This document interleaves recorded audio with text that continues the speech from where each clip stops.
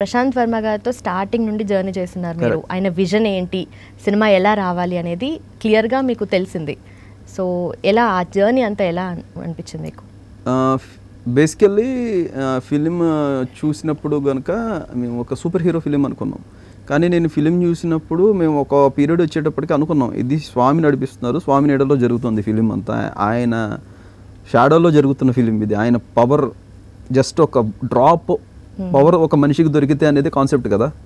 Opening title సీక్వెన్స్లో మనం చెప్పేది అదే, రుధిరమణి అనేది చెప్పేది అదే, అది మణి కింద ఎలా ఫామ్ అయింది ఏంటి అనేది. సో మనం దాన్నే బేస్ చేసుకుందాం ఆంజనేయ స్వామి. ఎందుకంటే ఒక ఫిలిం ఎండ్కి వచ్చేటప్పుడు ఎక్స్టసీ ఒక హై వచ్చేస్తుంది, గ్రాడ్యువల్గా ముందు నుంచి కూడా రూట్స్ వేసుకుంటూ వస్తారు, లాస్ట్లో వాటన్నిటికీ పే ఆఫ్ ఇస్తాం మనం కరెక్ట్గా.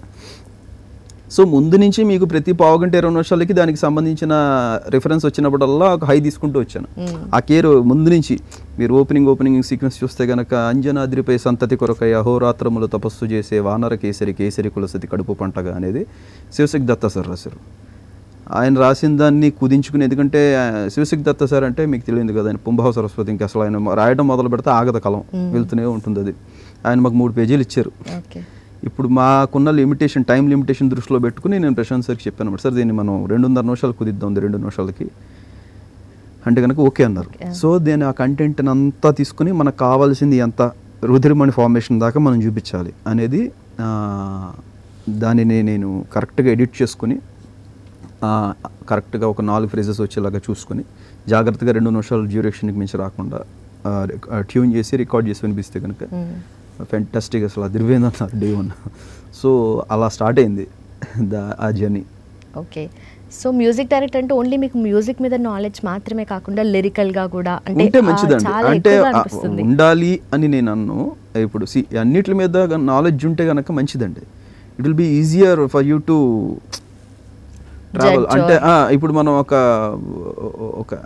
ఎండ్ పాయింట్ ఒకటి పెట్టుకున్నాం అనుకుంది, అది రీచ్ అవ్వడానికి కొంచెం త్వరగా రీచ్ అవ్వగలుగుతాం అన్నిటి మీద మనకు అవగాహన ఉంటే. ఓకే, సో ఎక్కడ స్టార్ట్ చేశారు మీరు, అసలు మీ జర్నీ ఎలా స్టార్ట్ అయింది, మ్యూజిక్ మీద ఇంట్రెస్ట్ ఎలా క్రియేట్ అయింది ఫస్ట్?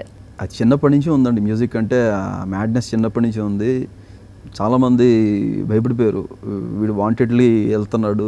నేను బీఎస్సీ డిస్కంటిన్యూ చేసి వచ్చేసాను, ఎక్కడ 3rd ఇయర్లో ఎగ్జామ్స్ రాయలేదు వాంటెడ్లీ. ఇది నేను ఇప్పుడు రాస్తే జాబ్లోకి తోసేస్తారన్న భయం, నాకు జాబ్ చేయకూడదు, ఇండస్ట్రీకి వెళ్ళాలి, మ్యూజిక్ అని చూసుకోవాలి అన్న ఒక మ్యాడ్నెస్లో వచ్చేసాను.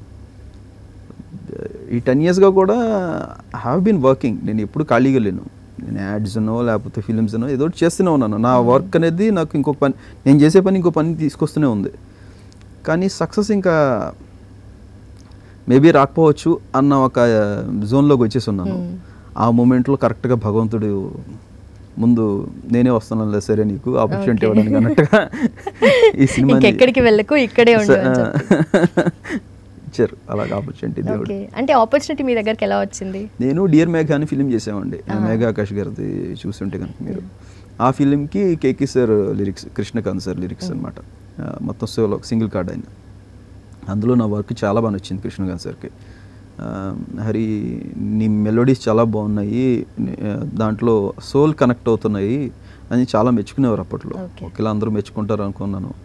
కానీ సార్ నాకు సర్ప్రైజింగ్లీ హరి ఇలాగా ప్రశాంత్ని పరిచయం చేస్తాను, వెళ్ళి కలుస్తావు అంటే కనుక, అయ్యో నాకు ఆయన సినిమాలు చాలా ఇష్టం సార్, నేను ఆయన అన్ని థియేటర్లో చూశాను, ఆ సినిమా చూశాను, కల్కి చూశాను, జాంబీ రెడ్డి చూశాను, 3 సినిమాలు థియేటర్లో చూశాను నేను. ఇప్పుడు నాకు అలాంటి డైరెక్టర్ తగిలినప్పుడు నా మ్యూజిక్కి ఖచ్చితంగా కాంప్లిమెంట్ అవుతుంది.